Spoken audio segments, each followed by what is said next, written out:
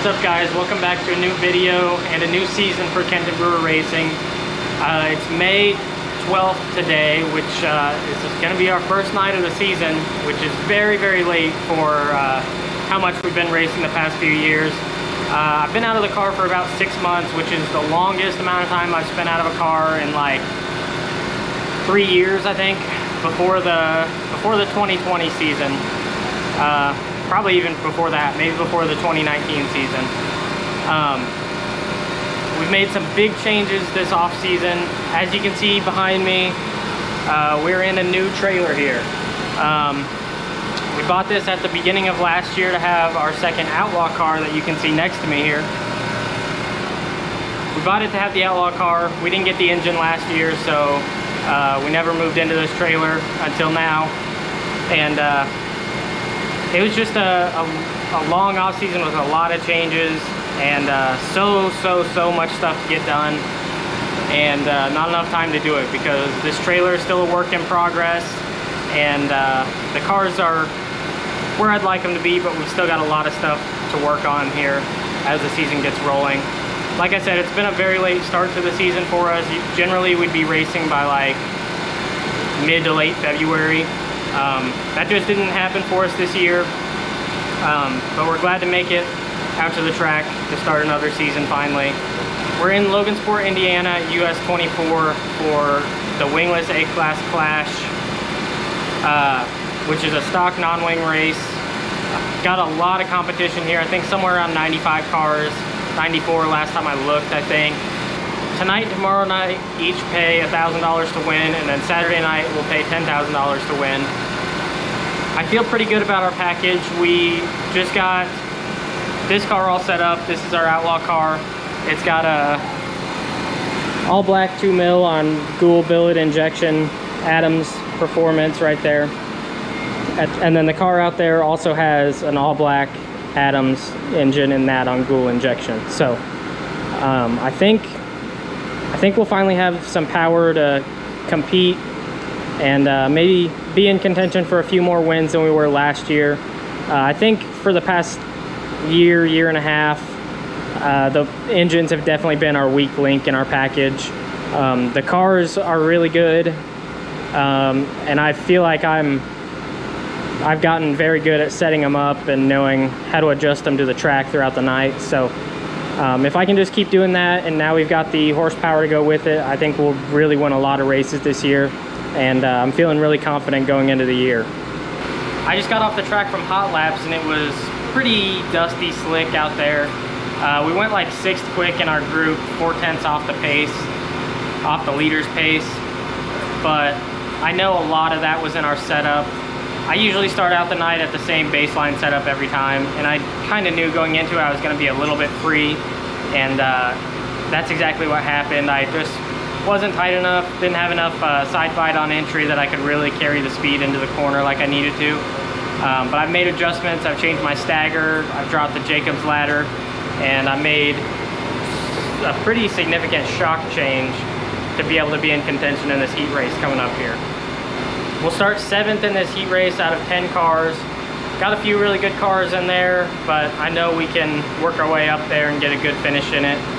We are the 2nd race out, so hopefully the track is widened out and we get 2 good grooves of racing.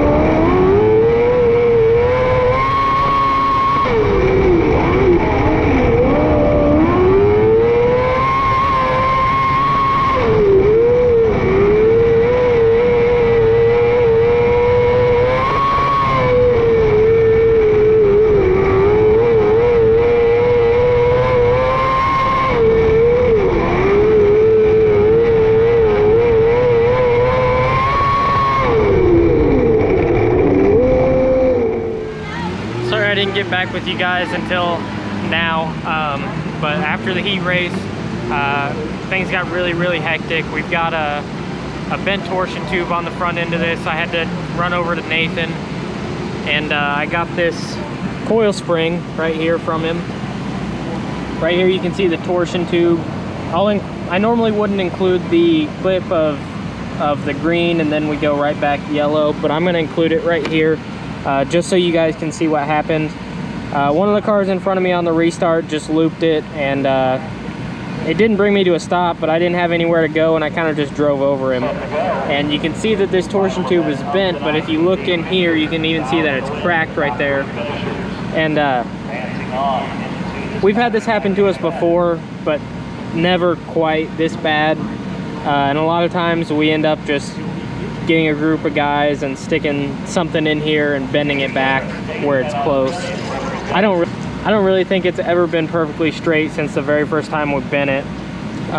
It's just been close, and we've been able to get by with drilling out the bushings a little bit or something like that. So unfortunate that happened.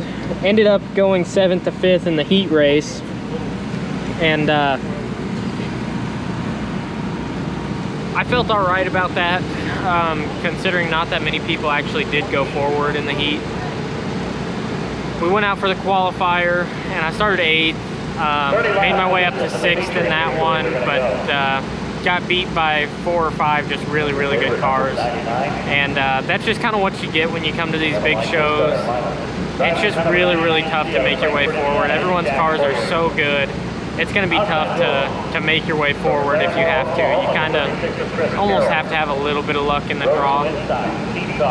I'm not going to say it can't be done, because it definitely can, but it's kind of rare when it happens. But you just come to expect that with these big shows, and I'm not super disappointed in what happened tonight. We made a couple changes to the body this off season.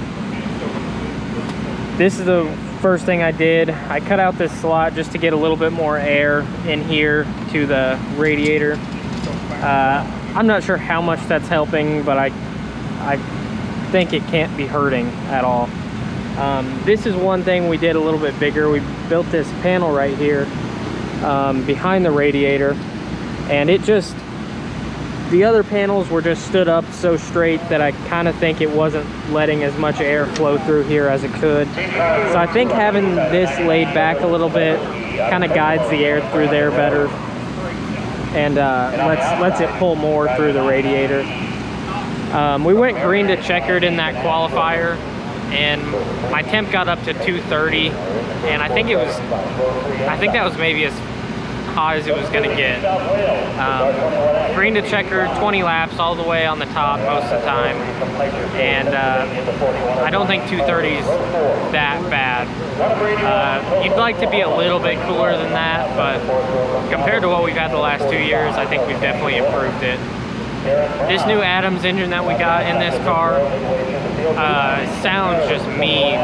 Sounds so mean going down the straightaway.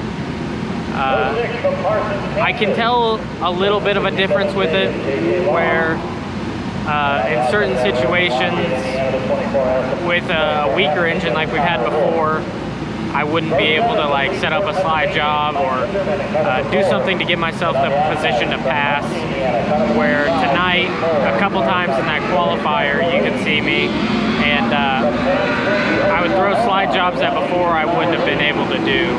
I think the engine's definitely going to be better than anything we've had before, and hopefully it just lasts quite a while for us. There's a guy here at the track that's going to help us weld this up tomorrow, and hopefully we can get the torsion bar back in there and get the coil over back off of it. So I'm not too worried about that. I think we'll be able to get that fixed tomorrow, and we'll be back out tomorrow night for night number 2 of the A-Class Clash. I've got to say a big thanks to Nathan Benson Motorsports for everything they do to help us out, and for letting us use the coil over tonight to finish it up. Thanks to G-Force Chassis, Sherville Suspensions, Porter Steel Buildings, DDI Fabrication, and AFD Graphics for all that they do to help us out and keep us on the road coming to these shows. Thanks to all of you guys for following along with this video and following along with the channel. It really means a lot to me. The channel grew a lot over the off season, so I really appreciate all of the support. I hope you guys enjoyed this video, and I'll see you tomorrow for night number 2 of the Wingless A-Class Clash.